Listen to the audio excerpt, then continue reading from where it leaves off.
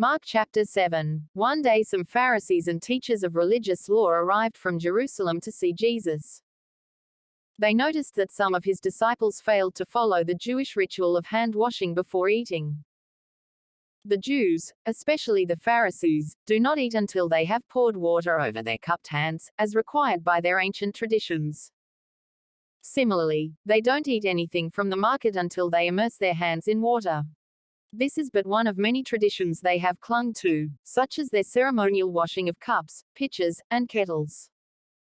So the Pharisees and teachers of religious law asked him, "Why don't your disciples follow our age-old tradition?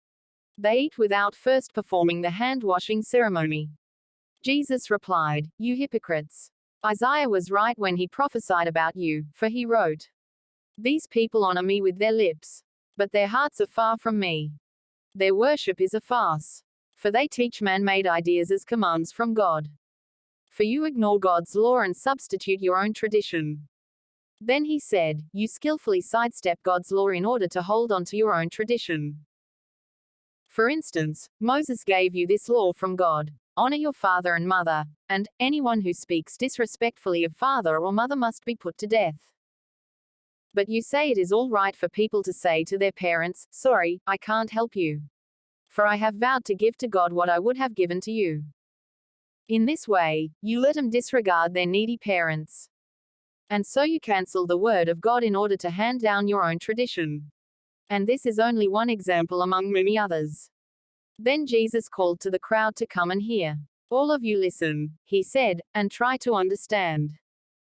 It's not what goes into your body that defiles you. You are defiled by what comes from your heart." Then Jesus went into a house to get away from the crowd, and his disciples asked him what he meant by the parable he had just used. "Don't you understand either?" he asked. "Can't you see that the food you put into your body cannot defile you? Food doesn't go into your heart, but only passes through the stomach and then goes into the sewer." By saying this, he declared that every kind of food is acceptable in God's eyes. And then he added, "It is what comes from inside that defiles you. For from within, out of a person's heart, come evil thoughts, sexual immorality, theft, murder, adultery, greed, wickedness, deceit, lustful desires, envy, slander, pride, and foolishness.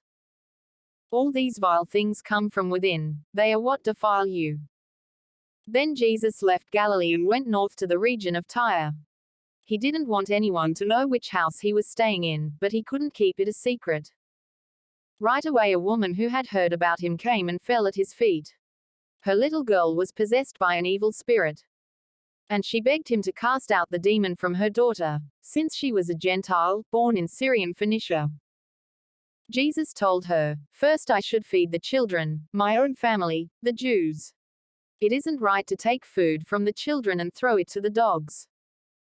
She replied, "That's true, Lord, but even the dogs under the table are allowed to eat the scraps from the children's plates." "Good answer," he said. "Now go home, for the demon has left your daughter." And when she arrived home, she found her little girl lying quietly in bed, and the demon was gone. Jesus left Tyre and went up to Sidon before going back to the Sea of Galilee in the region of the 10 towns. A deaf man with a speech impediment was brought to him, and the people begged Jesus to lay his hands on the man to heal him. Jesus led him away from the crowd so they could be alone. He put his fingers into the man's ears.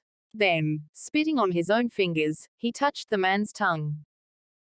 Looking up to heaven, he sighed and said, "Ephphatha," which means, "Be opened."